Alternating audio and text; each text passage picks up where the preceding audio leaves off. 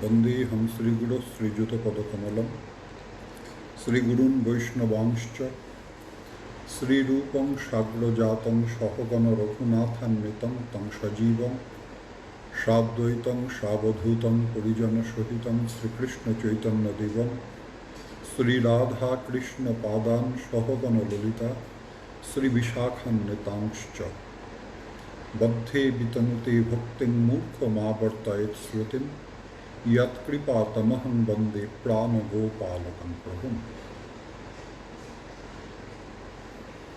জয় নিতাই।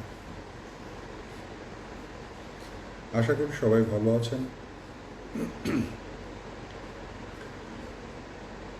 অন্যদের সাহায্য করছেন এবং জগতের জন্য প্রার্থনা করছেন।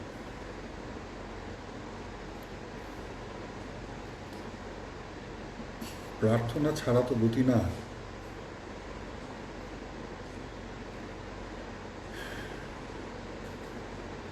ওই যে সেদিন প্রহ্লাদ মহাশয়ের যে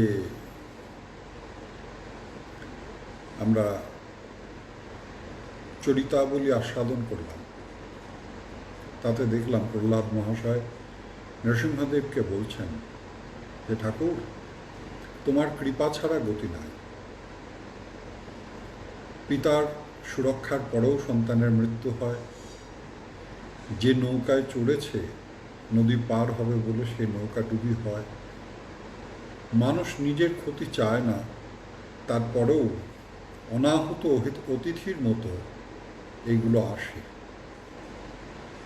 তো যে যাই চেষ্টা করুক না কেন, ভগবানের কৃপা ছাড়া কোনো কিছু সুন্দরভাবে হতে পারে না।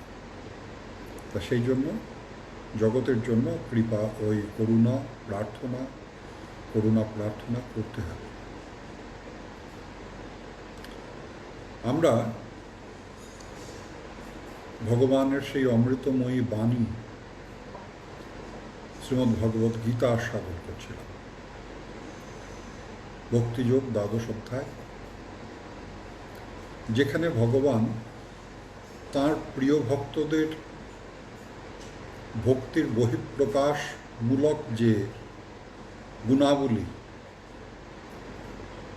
নিজ মুখে বর্ণনা করছেন, বা অন্যভাবে বলতে গেলে ভগবান বারবার বলছেন আমার সেই ভক্ত প্রিয়, আমার সেই ভক্ত প্রিয়। অর্থাৎ ভগবান কি চান, তাঁর যারা প্রিয় হবে তাদের মধ্যে কি জাতীয় গুণের বহিঃপ্রকাশ বা অন্তঃপ্রকাশ দর্শন করতে চান, বা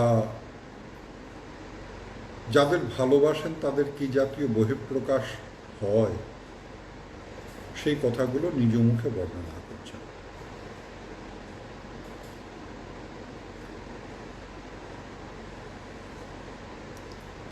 আমরা পূর্ব শ্লোকে আস্বাদন করলাম অনপেক্ষ শুচির দক্ষ উদাসীন গতপথ সর্বারম্ভ পরিত্যাগী যো মদ্ভক্ত সমেপ্রিয়া। এর পরের শ্লোকে ভগবান বলছেন যে শোনো অর্জুন, আবারও বলি, যো ন হৃষ্যতি ন শোচতি, যো ন হৃষ্যতি ন দেষ্টি ন শোচতি ন কাঙ্ক্ষতি শুভাশুভ পরিত্যাগী ভক্তিমান যঃ সচমে প্রিয়া। দেখুন, প্রায় একই রকম কথা ভগবান বারবার আমাদের স্মরণ করিয়ে দিচ্ছেন। সেটা কি না, চিত্তের স্থিরতা তিনি পছন্দ করেন, চিত্ত চাঞ্চল্যকে তিনি পছন্দ করেন না। জগতে বহু প্রকারের মানুষ আমরা দর্শন করি। কেউ স্বভাব চঞ্চল, যার হৃদয় সে এক জায়গায় রাখতে পারে না, স্বভাব চঞ্চল। আবার কারো কিছু ধৈর্য আছে বটে, কিন্তু সেই ধৈর্য খুব একটা স্থায়ী নয়। এমনি দেখে হয়তো খুব একটা চঞ্চল মনে হচ্ছে না, বা তার হৃদয় হয়তো সত্যিই অত চঞ্চল নয়, কিন্তু সামান্য একটুখানি স্টিমুলেশন হৃদয়টাকে চঞ্চল করে তোলে। অর্থাৎ ধৈর্যের পরিমাণ কম। কারো আছে ধৈর্যের পরিমাণ আরও একটু বেশি, সাধারণ ছোটোখাটোতে কিছু আসে যায় না, কিন্তু আরেকটু বেশি কিছু হয়ে গেলে মুশকিল হয়ে যায়। আবার কারো আছে আরও ধৈর্য, যে বড়সড় কিছু না হলে সহজে তাদের টলানো যায় না। কিন্তু সে স্বভাব চঞ্চলই হোক, অল্পেতে চঞ্চল হোক, সামান্য অধিকে চঞ্চল হোক, বা যত বেশি চঞ্চল হোক, ভগবান চঞ্চল হৃদয়কে তিনি গ্রহণ করছেন না। অর্থাৎ সাধন ভজন করতে করতে করতে করতে যার হৃদয় কৃষ্ণময় হয়ে গিয়েছে, সেই জনের হৃদয়কে কিছুতেই সঞ্চালিত করা যায় না। এই শ্লোকটা সমাপ্ত হলে আমি আবার আপনাদের পূর্ব যে প্রসঙ্গ আছে সেই প্রসঙ্গ নিয়ে আরও একবার দেখানোর চেষ্টা করব যে ভগবান এই চিত্ত চাঞ্চল্যকে কতটা অপছন্দ করেন। যৌন হৃষ্যতি, যার হর্ষ হয় না। পূর্বেও বলেছেন এই কথাটা। মানুষের হর্ষ কিসে হয়? হ্যাঁ, ঈপ্সিত বস্তু, পছন্দ বস্তুর প্রাপ্তিতে হর্ষ হয়। যেমন ধরুন, ওই অল্প বয়সী সন্তান, সে পরীক্ষা দিয়েছে, সে ভাবছে রেজাল্ট কী হবে, রেজাল্ট কী হবে, রেজাল্টটা ভালো হলো, এটা কাঙ্ক্ষিত ছিল, হর্ষ হলো। ওই দেখা যায় যে একটা কাজ হবে, বেকার বসে আছে, তার চাকরি হলো, হর্ষ হলো।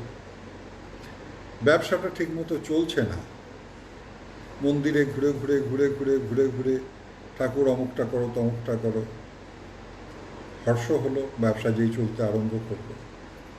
শরীরটা কিছুতেই ভালো নয়, অনেক ডাক্তার দেখিয়ে কিছুতেই কিছু হলো না। তারপর শেষ পর্যন্ত যখন আর কোনো আশা বোধহয় নাই, তখন একজন ডাক্তার বলল যে পারব, তার চিকিৎসায় সে ভালো হয়ে গেল, হর্ষ হলো। অর্থাৎ কাঙ্ক্ষিত বস্তুর প্রাপ্তি, কাঙ্ক্ষিত বস্তুর প্রাপ্তিতে মানুষ আনন্দ অনুভব করে। আরেকটা কারণ আছে, অনাকাঙ্ক্ষিত বস্তুর বিয়োগে মানুষ হর্ষ উপভোগ করে। কীরকম? এই যে বললাম রোগটা, এই রোগ থেকে যেই মুক্তি হলো, অর্থাৎ রোগের থেকে বিয়োগ ঘটলো, হর্ষ উৎপন্ন হলো। দারিদ্র ছিল, দারিদ্র্যের থেকে মুক্তি পাওয়ার জন্য চেষ্টা করছিল, সাচ্ছল্য এলো, দারিদ্র গেল, এই দারিদ্র্যের বিয়োগে আনন্দ প্রাপ্তি ঘটল। কেউ একটা বিপদের মধ্যে পড়েছে, সেই বিপদের থেকে উত্তীর্ণ হওয়ার জন্য চেষ্টা করছে, এই বিপদের বিয়োগ হলো, হর্ষ হলো, সাফল্য প্রাপ্তি হলো, হর্ষ হলো। তা সুতরাং শুধুমাত্র ওই কাঙ্ক্ষিত বস্তুর প্রাপ্তিতে নয়, ওই সেই সঙ্গে অনাকাঙ্ক্ষিত বস্তু বা অনভিপ্রেত বস্তুর বিয়োগে মানুষ আনন্দ লাভ করে। ভগবান কি বলছেন? যৌন হৃষ্যতি। শোনো, আমার যে ভক্ত কখনো হর্ষ অনুভব করে না। এখন তাহলে একটা প্রশ্ন আসবে, তাহলে পরে এই যে ভক্তবৃন্দ বৈষ্ণব দর্শনে যে আনন্দ, বা বিগ্রহ স্বরূপ দর্শনে আনন্দ, বা কীর্তন শ্রবণে যে আনন্দ, শ্রী গুরুদেবের দর্শনে যে আনন্দ, সেগুলো কি হবে? তাহলে গুরুদেবকে দর্শন করে আমি গোমরামুখ হয়ে গম্ভীর হয়ে বসে থাকবো? একজন বৈষ্ণব এসেছে বাড়িতে, তাকে আমি স্বাগত জানাবো না, আনন্দ করব না? তাহলে আমি তাকে এমন ভাব দেখাবো যে সে এসে অন্যায় করেছে, অপরাধ করেছে? বলছেন যে না, কৃষ্ণ তদ্ভক্ত, কৃষ্ণ তজ্জনানাং, ভগবান শ্রীকৃষ্ণ এবং ভগবান কৃষ্ণ শ্রীকৃষ্ণ সম্বন্ধীয়, এখানে কৃষ্ণ বলতে শুধুমাত্র শ্রীকৃষ্ণ নয়, শ্রীকৃষ্ণ বলতে কৃষ্ণ এবং কৃষ্ণের যত অবতারবৃন্দ সকলে, অর্থাৎ যত যত শ্রী হরিস্বরূপ আছে, যত যত বিষ্ণু স্বরূপ আছে এবং তাদের যত যত ভক্তবৃন্দ আছে, অথবা তার সম্পর্কিত যা যা কিছু আছে, সেগুলো সাধারণ নয়, সেগুলো মাইক নয়, সেগুলো চিন্ময়, সেগুলো নিত্য।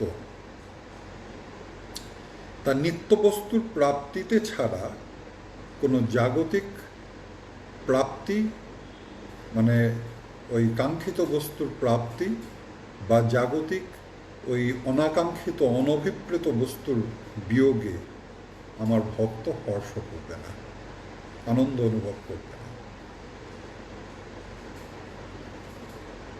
একটা বিষয় বলি, এর আগের দিনও একটুখানি বলছিলাম, একজন মিষ্টি খেতে ভালোবাসত, আবার তার পছন্দ হচ্ছে কড়া কড়া মিষ্টি, এই যেমন ধরুন চমচম, অনেক জাল দিয়ে গাঢ় শিরার যে মিষ্টি, সেই তার পছন্দ। তা এখন সে ওই রাস্তায় মিষ্টির দোকানে চমচম দেখে তার মনে হয়েছে যে আমি একটু চমচম খাই। দোকানে বসে বসে সে চমচম খাচ্ছে, এমন সময় তার এক বন্ধু সেখানে এসে উপস্থিত। আরে তুই এখানে? বলে হ্যাঁ রে, এখানে এসেছিলাম, তো এই দোকানের চমচম বিখ্যাত, তাই একটু চমচম খেতে এলাম। যাকগে ভালো হয়েছে, চল আমার বাড়িতে চল।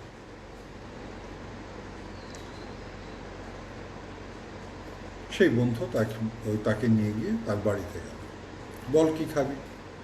না রে, মিষ্টির দোকানে তো মিষ্টি খেয়েই এলাম, এখন আর কিছু খাবো না। তখন বন্ধু বলল, শোন, অন্তত এক কাপ চা খেয়ে যা, আমার গিন্নির চা খুব নাম করা, আমার গিন্নির চা খেতে সবাই আসে। বেশ, তাহলে চাই হোক। এলাচ টেলাচ দিয়ে খুব সুন্দর চা হয়েছে, সুগন্ধ বেরিয়েছে। কিন্তু সেই বন্ধু যখন চা খেতে আরম্ভ করেছে, একটুখানি খাচ্ছে একটুখানি খাচ্ছে, সামনে যে বন্ধু আছে সে আশা করছিল যে চাটা মুখে দেওয়া মাত্রই তার বন্ধু আরে খুব সুন্দর হয়েছে, খুব সুন্দর হয়েছে, এমনভাবে প্রশংসা করবে। একটুখানি যখন চা খাওয়া হয়ে যাচ্ছে, দু চার চুমুক খাওয়া হয়েছে, তার তেমন একটা ভালো লাগছে এমন বহিঃপ্রকাশ নাই। তখন বন্ধু জিজ্ঞেস করলো, কিরে চা কেমন হয়েছে? তখন সেই যে চা খাচ্ছিল সে বলল, চা ভালো হয়েছে, ভালো। কই বলছিস না তো? না, আর একটু চিনি হলে ভালো লাগতো। গিন্নিকে খবর দেওয়া হলো, গিন্নি এসে আর এক চামচ চিনি মিশিয়ে দেওয়ার পর খেয়ে দেখতো, সেটা খেয়ে বললো যে আরেকটু চিনি হলে ভালো লাগতো। তখন সেই বন্ধু অনুভব করলো আসলে চা ঠিকই আছে, তার আগে যে ওই যে কড়া মিষ্টির চমচম খাওয়া হয়ে গিয়েছে, এই চমচম খাওয়ার কারণে এই কম মিষ্টিটা তার কাছে পানসে পানসে লাগছে। গল্পটা বললাম কেন? যো ন হৃষ্যতি, ভগবান শ্রীকৃষ্ণ বলছেন যো ন হৃষ্যতি, এই জাগতিক বিষয়ের প্রাপ্তিতে এবং জাগতিক অনাকাঙ্ক্ষিত বিষয়ের বিয়োগে যার কোনো হর্ষ হয় না। কেন হয় না? তার কারণ সে কৃষ্ণ রস আস্বাদন করেছে। সে কৃষ্ণ রস আস্বাদন করেছে, তার হর্ষ হয়। হর্ষ হয় কিসে? না, হর্ষ হয় কৃষ্ণ নাম আস্বাদন করলে, তার হর্ষ হয় কৃষ্ণ প্রসঙ্গ আস্বাদন করলে। ভগবান শ্রীকৃষ্ণ ওই শ্রীধাম বৃন্দাবনে যে অপূর্ব লীলা প্রকাশ করছেন, হ্যাঁ, শ্রীদাম সুদাম দাম বসুদাম সখাবৃন্দের সাথে ওই নন্দ যশোদা ব্রজবাসী ব্রজমাইদের সাথে, শ্রীমতী রাধারানী, ললিতা, বিশাখা ইত্যাদি সখীবৃন্দের সাথে, এবং সেই সঙ্গে ওই বৃন্দাবনের যারা অন্যান্য পরিকর আছে তাদের সাথে। প্রতিটি লীলার মধ্যে এত রসের বহিঃপ্রকাশ, এত রসের বহিঃপ্রকাশ, যে রস আস্বাদন করলে আর জগতে অন্য কোনো রসকে শ্রেষ্ঠ রস মনে হবে না, আর তার আস্বাদনও খুব সুন্দর হয়ে উঠবে না। জাগতিক বিষয়ে যে জন হর্ষ প্রকাশ করে না, তার মানে সে এত অ্যাবজর্বড এই কৃষ্ণ প্রসঙ্গে, কৃষ্ণ ওই বিষয়ে সে এত বেশি ওই মিশে গিয়েছে তার হৃদয়ে, যে জাগতিক বিষয়ের আস্বাদন তার কাছে পানসে বলে মনে হয়, যে কারণে সে আর কোনো আকর্ষণ অনুভব করে না। যো ন হৃষ্যতি ন শৌচতি, হ্যাঁ, ন হৃষ্যতি ন দেষ্টি। কৃষ্ণ ভক্তের কারো সাথে হিংসা নাই, দেশবোধ নাই, পরজ্ঞান নাই।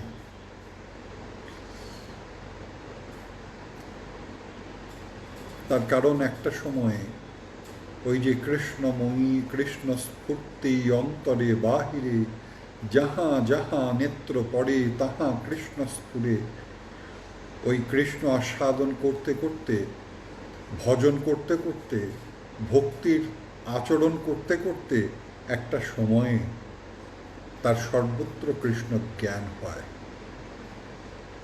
তখন আর ওই দেশ পোষণ করার, হিংসা পোষণ করার আর কোনো প্রয়োজন হয় না, বা হিংসা পোষণ করার কোনো উপকরণ থাকে না। আর সবচাইতে বড় কথা, যার হৃদয় মধুতে পরিপূর্ণ হয়েছে, তার হৃদয় থেকে তিক্ত রস বেরোবে কি করে? মৌমাছির চাক সেটা মধুতে পরিপূর্ণ, এখন সেখান থেকে ওই করলার মতো, নিমের মতো তিতো রস কি বেরোনো সম্ভব? সম্ভব না। তা ভগবান শ্রীকৃষ্ণ হচ্ছেন ওই মধুরতি মধুরম, তিনি মধুরের চাইতেও মধুর। হ্যাঁ, যেভাবেই তার আস্বাদন করা যাক না কেন, যেভাবেই তার ওই তাকে গ্রহণ করা যাক না কেন, সে ঐশ্বর্যের হোক বা মাধুর্যের হোক, যদি ঐশ্বর্যের হয় তাহলে তো সর্বশ্রেষ্ঠ, আর যদি মাধুর্যের হয় তাহলে তো আর বলারই অপেক্ষা রাখে না। ঐশ্বর্যেই যদি শ্রেষ্ঠ বোধ হয় তাহলে মাধুর্যে না জানি কত মধুর। হ্যাঁ, তা সুতরাং যার হৃদয় ওই কৃষ্ণময় হয়ে গিয়েছে, কৃষ্ণ ভক্তিরসে যার হৃদয় পাত্র পূর্ণ হয়ে গিয়েছে, সেই জন কখনো শোক করতে পারে না, সেই জন কখনো দেশ করতে পারে না। তারপরেই বলছেন ন শোচতি, তার শোক নাই। শোক হবে কিসের থেকে? শ্রেষ্ঠ প্রাপ্তি হলো, গতকাল যেটা বলছিলাম, যে কেউ হয়তো ওই 100 কোটি টাকা পেয়েছে, তার 50,000 টাকা যদি ক্ষতি হয়েও যায়, তার সেটা গায়ে লাগে না, শোকের কারণ হয় না। তা ঠিক সেই রকম যে জন কৃষ্ণ লাভ করেছে, কৃষ্ণানুভূতিতে যার হৃদয় ওই ধন্যাতিধন্য হয়ে গিয়েছে, সেই জন কখনো শোক করতে পারে না। নকাঙ্ক্ষতি, আকাঙ্ক্ষা রহিত। কৃষ্ণ ভক্তের আকাঙ্ক্ষা থাকে না। তার কারণ না, তার কারণ হচ্ছে তার হৃদয়েতে কিছু প্রবেশ করবার পূর্বেই ভগবান শ্রীকৃষ্ণ করুণা করে তার হৃদয়ের অভাব পূরণ করে দেন। চাওয়ার আর কিছু থাকে না। ওই যে গীতাতে ভগবান বলেছেন, যোগক্ষেমং বহাম্যহম, তার অপ্রাপ্ত বস্তুর প্রাপ্তি এবং প্রাপ্ত বস্তুর সংরক্ষণ আমি নিজে বহন করি, সেই দায়িত্বটা আমি নিজে বহন করি। ভগবান শ্রীকৃষ্ণ নিজ মুখে সে কথা ঘোষণা করছেন।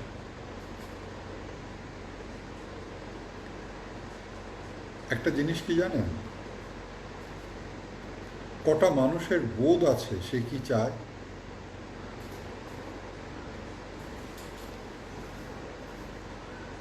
ভেবে দেখবেন আমার কথাটা। কটা মানুষের বোধ আছে সে কি চায়? আমি কোথায় যেন পড়েছিলাম, যাহা চাই তাহা ভুল করে চাই, যাহা পাই তাহা চাই না। কোনো একটা কবিতা আমি পড়েছিলাম, যাহা চাই তাহা ভুল করে চাই, যাহা পাই তাহা চাই না। এই বিষয়টা কিন্তু অধিকাংশ মানুষের ক্ষেত্রে প্রযোজ্য।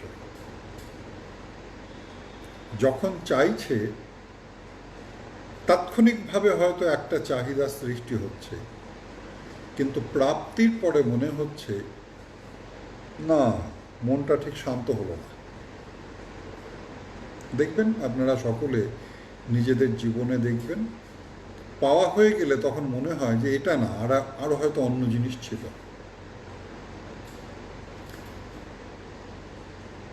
অনেক সময় ওই বিশেষ করে অল্প বয়সী ছেলে মেয়েরা দেখবেন বলে, দূর মনটা ভালো লাগছে না। কেন, কি হয়েছে? কিছু না, কি জানো, কারণ ছাড়া কার্য হয় না। কারণ ছাড়া কার্য হয় না। যেখানে কারণ আছে সেখানে কার্য হবে। কারণ ছাড়া কার্য হয় না। এই যে মনটা ভালো লাগছে না, কেন? এমনি ভালো লাগছে না, এমনি এমনি, কোনো কারণ নেই, এমনি ভালো লাগছে না। দেখবেন এই জাতীয় কথা শোনা যায়। বিষয়টা কি? কারণ আছে, সেই কারণটা সে অনুভব করতে পারছে না। কেন তার হৃদয়টা এমন ঠিক ঠিক খুশি নয়? তার হৃদয়ে একটা বিমর্ষ ভাব সৃষ্টি হয়েছে, তার হৃদয়ে একটা শূন্য স্থান সৃষ্টি হয়েছে। সে ঠিক কি চায় এই বস্তুগুলো সে অনুভব করে বলতে পারছে না, সে অনুভব করতে পারছে না।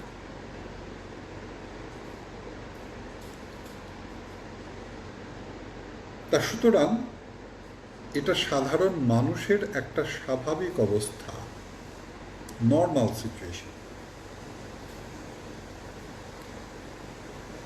নকাঙ্ক্ষতি, কৃষ্ণ ভক্ত আকাঙ্ক্ষা করে না। কেন করে না? না, তার কারণ ভগবান তার দায়িত্ব নিয়ে বসে আছেন। স্বয়ং ভগবান শ্রীকৃষ্ণ তার দায়িত্ব নিয়ে বসে আছেন। তার অপ্রাপ্ত বস্তুর প্রাপ্তি ঘটানোর দায়িত্ব তিনি বহন করছেন। তা সুতরাং যে বস্তুটা তার অপ্রাপ্ত, সেই বস্তুটা তো ভগবান নিজ দায়িত্বে তাকে পাইয়ে দেবেন। এখন কেউ বলতে পারে যে প্রভু, আমার তো কতদিন সাধ ছিল যে আমার কোটি কোটি টাকা হবে, সেটা তো হলো না। হ্যাঁ, ভগবান যদি দায়িত্ব নিয়েই থাকেন তাহলে পরে কই, আমার তো আর সেটা হলো না, ভগবান তো আমার দায়িত্ব নিলেন না। তিনি দায়িত্ব নেওয়ার জন্য প্রস্তুত হয়ে আছেন, কিন্তু তুমি দায়িত্ব দিতে পেরেছ কি?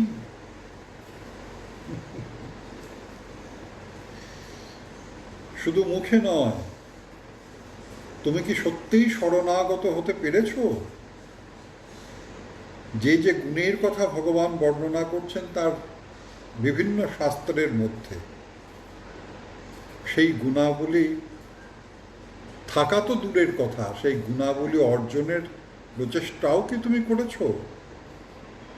তা যদি না করে থাকো, তাহলে সাধারণ মানুষ আর প্রিয় কৃষ্ণ ভক্তের সাথে তোমার ফারাকটা কোথায়? ভগবান তিনি দায়িত্ব গ্রহণ করেন। কার দায়িত্ব গ্রহণ করেন? না, পূর্বেই বলে রেখেছেন, অন্যন্যশ্চিন্তয়ন্তমাং যে জনা পরি উপাসতে। হ্যাঁ, অনন্যমনা হয়ে যে জন পরি উপাসতে, প্রকৃষ্ট রূপে আমার উপাসনা করে। এখন অনন্যমনা হওয়া তো সাধারণ মানুষের পক্ষে যদি প্রচেষ্টা না থাকে, সমর্পণ না থাকে, সম্ভব নয়। যদি শ্রীকৃষ্ণ চরণে সুদৃঢ় নিষ্ঠা না থাকে, তাহলে তো অনন্যমনা হওয়া সম্ভব নয়। সাধারণ মানুষের মন অর্থে, বৃত্তে, প্রভুত্বে, নাম, যশ, প্রতিপত্তি, বাড়ি, গাড়ি, কোথায় কোথায় কোথায় কোথায় মন ঢুকে বসে আছে। আমি কৃষ্ণ ছাড়া কিছু জানি না, জানতে চাইও না, এই যে ভাবটা, এই অনন্যমনা, ন অন্য ইতি অনন্য,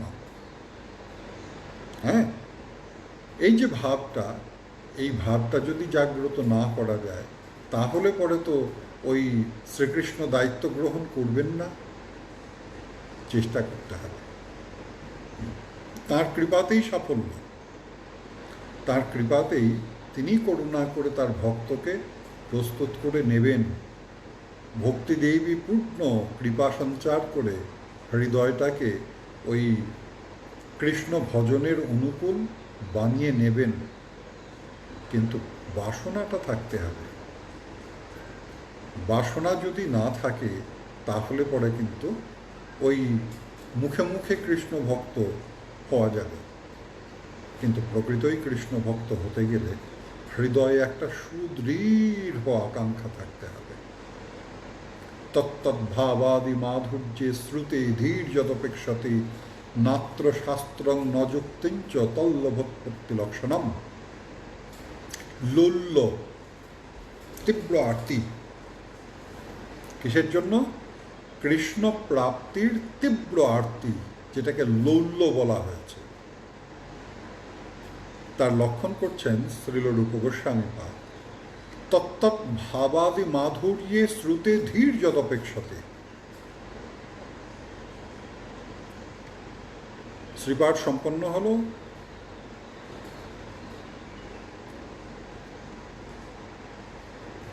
ভক্তবৃন্দ বাড়িতে আসলেন। এরপর জিজ্ঞাসা করে দেখুন তারা কি শুনিয়ে এসেছেন। পাঠের আসরে তো ভিড়ে ভিড়, হ্যাঁ, কিন্তু পাঠক যে কথাগুলো বর্ণনা করলেন, যে ভাগবতী কথা পরিবেশন করলেন, সেই ভাগবতী কথার কতটুকু ধারণ করা গিয়েছে, সেটা হচ্ছে সবচেয়ে বড় কথা।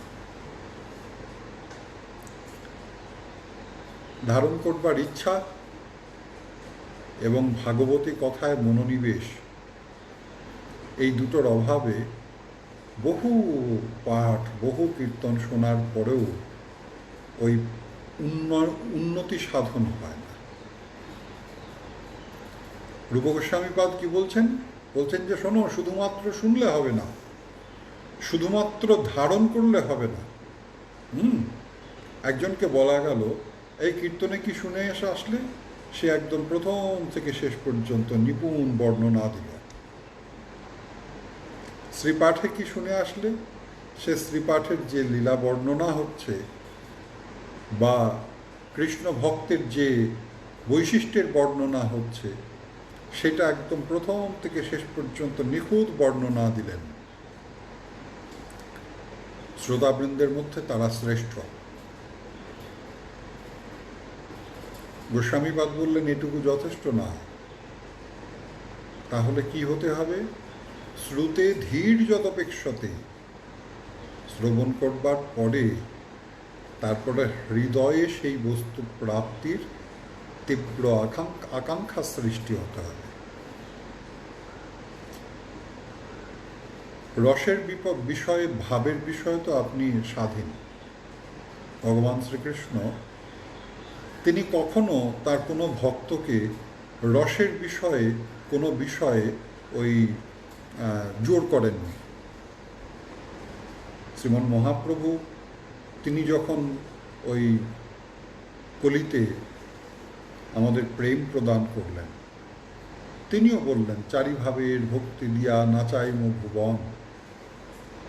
যদিও তিনি মুখ্যত মঞ্জরি নামা যে ভজন, সেটাই প্রদান করতে এসেছেন, কিন্তু জোর জবরদস্তি নাই। যদি হৃদয়ে সখ্য ভাব থাকে তো তাই হলো। যদি হৃদয়ে বাৎসল্য ভাবে ঠিক তাই হলো, যদি হৃদয়ে দাস্য ভাব থাকে তো তাই হলো, আর যদি মধুর ভাব থাকে তাহলে পরে সর্বশ্রেষ্ঠ হচ্ছে ওই মঞ্জরী স্বরূপের আরাধনা। মঞ্জরী স্বরূপে কৃষ্ণ ভজন, শ্রীমতী রাধারানীর চরণের একান্ত দাসী পদ গ্রহণ করে সেই অভিমান হৃদয়ে ধারণ করে ওই যুগল আরাধনা, শ্রীমতী রাধারানীর একান্ত দাসী, একান্ত নিকটের প্রিয় সখী স্বরূপ ধারণ করে যুগল মিলনাত্মক যে লীলা, সেই লীলাতে সেবা পরিবেশন করা, এটা হচ্ছে সর্বশ্রেষ্ঠ। কিন্তু ভগবান কখনো কিন্তু ওই জোর করেননি। তা সুতরাং রস নির্বাচনের ব্যাপারে আপনার পূর্ণ স্বাধীনতা। আপনার যে রস হৃদয়ে বেশি আপনার মনে হয়, আপনি সেই ভাব নিয়ে কৃষ্ণ আরাধনা করতে পারেন। এখন ধরুন কারো হৃদয়ে বাৎসল্য ভাব, শ্রুতে ধীর যদপেক্ষতে, তিনি শুনে আসলেন দামবন্ধন লীলা, তিনি শ্রবণ করে আসলেন শ্রীকৃষ্ণের ওই বাল্যলীলা, হ্যাঁ, তার সেই দামালপনা, ধীর যদপেক্ষতে, ওই তখন তার মনে হলো আমার যদি কৃষ্ণ এমন ছেলে হতো, কৃষ্ণ যদি আমার ঘরে এমনভাবে ছুটে বেড়াতো, কৃষ্ণ যদি আমার ঘরে এমন দামালপনা করতো, আহা হা হা। এখন প্রশ্ন আসবে, তা আমার কি আর সেই যোগ্যতা আছে? শুধু শুধু চাইলেই কি হবে? গোস্বামীপাদ বলে দিলেন, নাত্র শাস্ত্রম ন যুক্তিঞ্চ।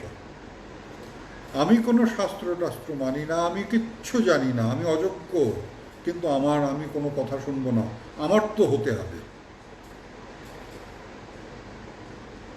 হ্যাঁ, আমি জানি আমি অযোগ্য, শাস্ত্রে বহু যোগ্যতার কথা বলা হয়েছে, কিন্তু আমি ওসব কিচ্ছু শুনতে চাই না, আমি কিছু আমার চাই, না হলে আমার আর ভালো লাগছে না। তীব্র আকাঙ্ক্ষা, তল্লভোৎপত্তি লক্ষণম, এমন যদি ভাবের সৃষ্টি হয় যে শাস্ত্রে কি বলেছে আমি জানি না, কি কি ইত্যাদি ইত্যাদি কি বলেছে আমি তাও বুঝি না, কিন্তু আমি কৃষ্ণের সখা, আমার কৃষ্ণকে আমার চাই।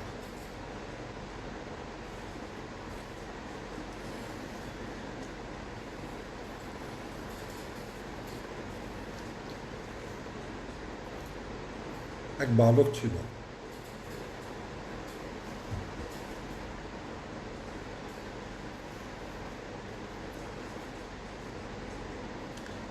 খুব অল্প বয়সে পিতামাতা দেহ রক্ষা করেন, তারপর মামার বাড়িতে মাতুলালয়ে গিয়ে উপস্থিত হয়। মামিও তাকে বড় একটা পছন্দ করে না, হ্যাঁ,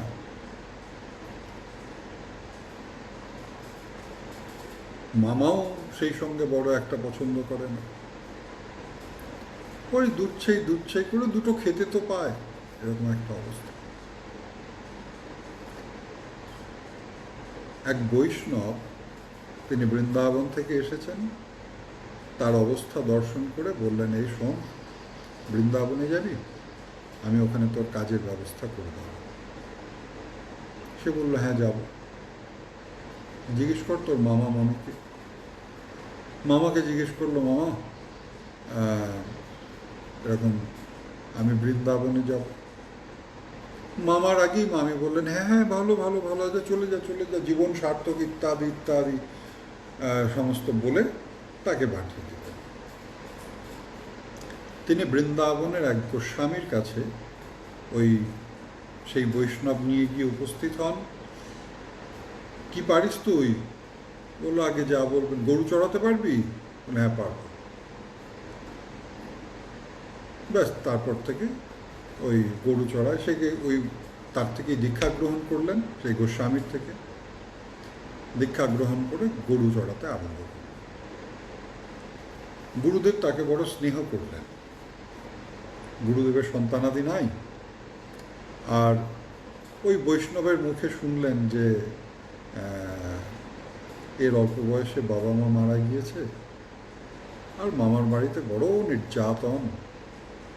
একটা বিশেষ করুণা এই বালকের উপর গুরুদেবের পড়ল।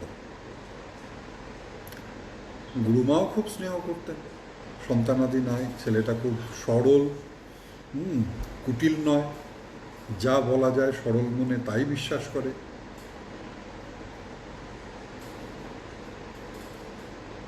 কাজ করে করে, নয়তো গুরু সেবা করে, গুরুদেবের পদসম্ভাষণ করে। একদিন গুরুদেব শ্রীপাঠ করছেন শ্রীকৃষ্ণের গোষ্ঠ লীলা। পাঠের আসরে সেই বালক বসে আছে, শ্রবণ করছেন যে বৃন্দাবনে এই গাভী গোবৎস নিয়ে, সখাদের নিয়ে শ্রীকৃষ্ণ তিনি বিহার করছেন। বিষয়টা সেই বালকের হৃদয়ে ভীষণ প্রবেশ করে গেল। বাহ! ফিরে এসে পদসেবা করতে করতে, আচ্ছা গুরুদেব, কৃষ্ণটা কে? গুরুমা, কৃষ্ণ জানিস না? এই বৃন্দাবনের রাজা নন্দ মহারাজের ছেলে। ও, তা তুমি যে বললা যে এই কৃষ্ণ এমনভাবে গরু নিয়ে ঘুরে বেড়ায়, সত্যি নাকি? হ্যাঁ, আমি কি মিথ্যা বলছি নাকি রে? ও, তা কোথায় ঘুরে বেড়ায়? বলে, আরে এই বৃন্দাবনে ঘুরে বেড়ায়। বললাম তো।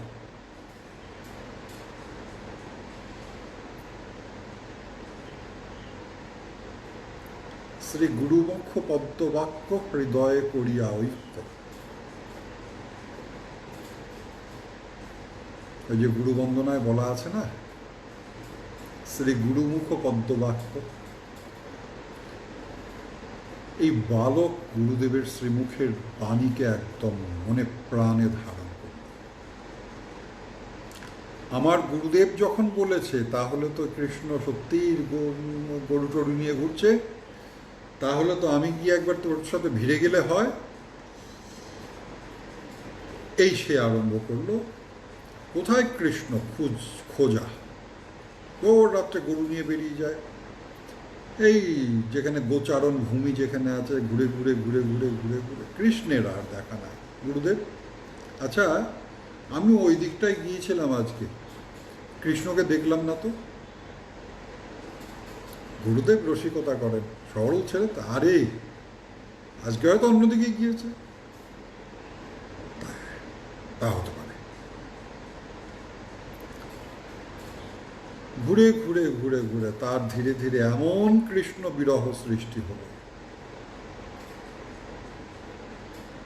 একদম সারা বৃন্দাবন চতুর্দিক খোঁজা শেষ। এত সুন্দর রাজার ছেলেটা, তার দাদা বলরাম এত সুন্দর, হ্যাঁ, গুরুদেব কি সুন্দর বললেন, তার এই মোটা মোটা বড় বড় চোখ, এমন সুন্দর, তার মা অলকা তুলকা করেছে, এমন সুন্দর, কই আমি একটাবার দেখলাম না। হ্যাঁ, আমি গরিব বলে দেখা নেই, তুমি রাজার ছেলে তাই অহংকার। গোষ্ঠে যায়, কাঁদে বসে বসে, আবার কান্না থেমে, ও বুঝেছি আজকে বোধহয় অন্যদিকে কোথাও আছে, এই ভেবে আবার আবার রওনা হয়। ফিরতে ফিরতে রাত্রি হয়ে যায়, খাওয়া দাওয়া প্রায় বন্ধ। গুরুদেবকে জিজ্ঞাসা করে, গুরুদেব ওইদিকে গেলাম, পেলাম না তো। ওরে হবে হবে, পাবি পাবি, দেখিস দেখিস দেখিস। গুরুমা তিনি বিষয়টা লক্ষ্য করলেন, ছেলে খায় না, দায় না, একদম হাড় জিরজিরে হয়ে যাচ্ছে, শরীরে আর কিছু যেন নাই, কথা বলে না। যে ছেলেটা এত কথা বলতো, এটা ওটা প্রশ্ন করতো, হ্যাঁ, কাছে গিয়ে বসে বসে থাকতো, তো তার মুখে কোনো কথা নাই। এই কি হয়েছে রে? না মা, কিছু না। আবার দেখেন একা একা কাঁদে,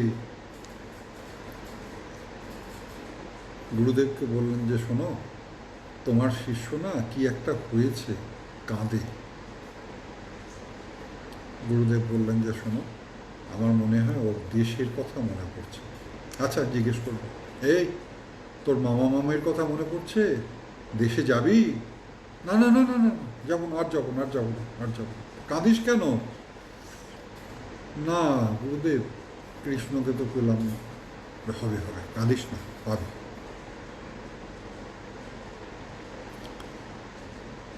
তার আহার বন্ধ হয়ে গিয়েছে কৃষ্ণ বিরহে, তার ঘুম চলে গিয়েছে কৃষ্ণ বিরহে, তার আর কিছু ভালো লাগে না, প্রাণটা বুঝি বেরিয়ে যায়, প্রাণটা আটকে রয়েছে।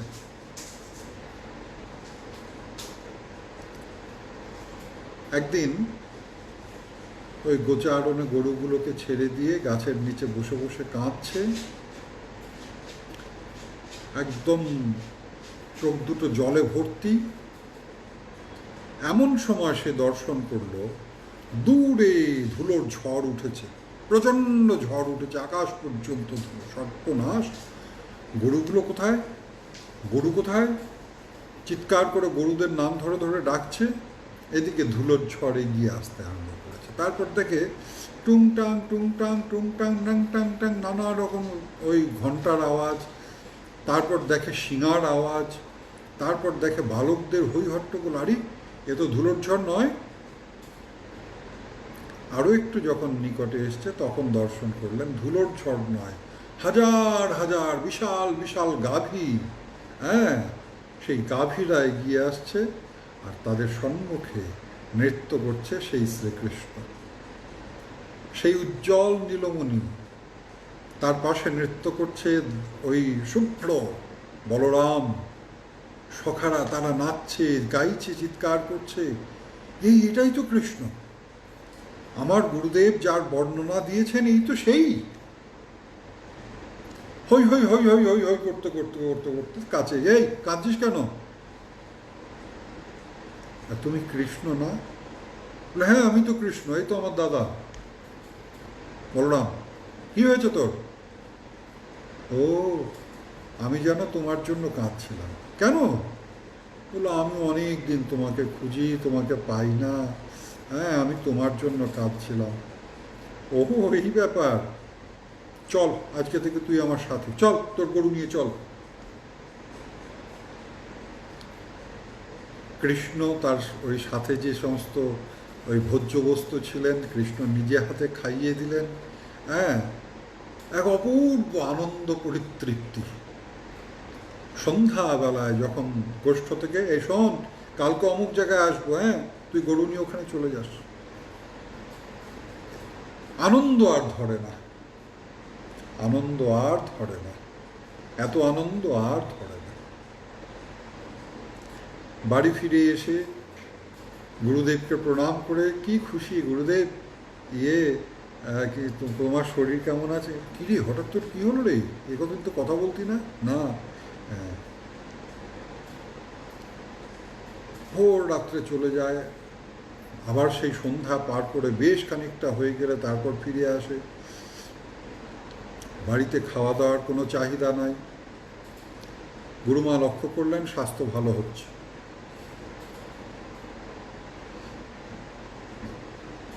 ভোর রাত্রে চলে যায় গরু নিয়ে, আবার প্রায় মধ্যরাত্রে গুরুমা গুরুদেবকে বললেন, এই শোনো, তোমার শিষ্য না বোধহয় কুসঙ্গে পড়েছে। কেন? খাওয়া দাওয়া করে না। না, স্বাস্থ্য তো ভালো হচ্ছে। এইটাই তো, খায় কোথায়? বাড়িতে তো খায় না। যাকে ঠিক আছে। বেশ কিছুদিন চলে গেল, কিন্তু ভক্ত ভগবানের ওই ভগবান ভক্তের মহিমা প্রচার করতে ভালোবাসেন। ওই বনভোজন হবে, সমস্ত দায়িত্ব দিলেন এই শ্রীকৃষ্ণ, দায়িত্ব দিলেন এই ছেলেটাকে। এই শোন, অমুক এতটা এতটা আটা আনবি, এই গিয়ে আনবি, অমুক আনবি, তমুক আনবি, এই সব আনবি, কালকে কিন্তু বনভোজন, তোর দায়িত্ব। আর রাধারানী আসবে রান্না করতে। এত জিনিস। গুরুদেবকে এসে বলল, গুরুদেব আমার না এটা এটা লাগবে। কেন? এত জিনিস কি করবি তুই? কৃষ্ণ বলেছে কালকে বনভোজন, তা আমাকে দায়িত্ব দে। কে কৃষ্ণ? উমা, তুমি যে বললে বৃন্দাবনের রাজার ছেলে, তুই পেলি কোথায়? বলল উমা, একদিন তো আমি কাঁদছিলাম, তারপর ওই দেখলাম যেরকম গাভী টাভি বন্ধুদের নিয়ে কৃষ্ণ এসে আমাকে বললো কাঁদিস না, ওই তারপর থেকে আমি দলে যাই, রোজ একসাথে থাকি। বলিস কি? এই গেজা ভাগ খাচ্ছিস নাকি? না না গুরুদেব, সত্যি বলছি। গুরুদেব তার শিষ্যকে জানতেন, এই মিথ্যা কথা বলে না, মিথ্যা বলতে জানে না, সরল। আমাকে দেখাতে পারবি? পারবো গুরুদেব, তুমি চলো। গরুর গাড়িতে বোঝাই করে সমস্ত জিনিসপত্র নিয়ে গুরুদেব উপস্থিত হলেন। গরুর গাড়ি নামিয়ে গরুর গাড়ি এক পাশে রেখে একটা গাছতলায়, বয়স কত, একটা গাছতলায় ওই গুরুদেবকে বসালেন। কিরে কৃষ্ণ কোথায়? আসবে আসবে গুরুদেব। এমন সময় হঠাৎ শিষ্য চিৎকার করলো, গুরুদেব ওই দেখো কৃষ্ণ আসছে, ধুলোর ঝড়। ও তো ঝড় নয়, ওর গরুর খুঁড়ের থেকে ধুলো উঠছে, ঝড় নয়। এই বলে ছুটে চলে গেল। ওমা, তাই তো। তারপর গুরুদেব শুনলেন ঘন্টা টন্টার আওয়াজ টাওয়াজগুলো কানে আসছে, কিন্তু কিছু দেখতে পাচ্ছেন না। এই কোথায় রে তুই? গুরুদেব আসছি আসছি, বলো এটা কোথায় রে? উমামা, এই তো কৃষ্ণ এসছে, ওই দেখো রাধারানী আসছে, সখীদের নিয়ে রাধারানী আসছে। এই বলে আবার ছুটে চলে গেল। জল এনে দিচ্ছে আবার গুরুদেবকে। গুরুদেব অপূর্ব ঘ্রাণ পেলেন, রান্না হচ্ছে। গুরুদেব কিছু দেখেন না। এদিকে শিষ্য ছুটাছুটি করে কৃষ্ণের ভোজন হলো। শ্রীমতী রাধারানী নিজে হাতে বললেন, যা তোর গুরুদেবকে দিয়ে আয়।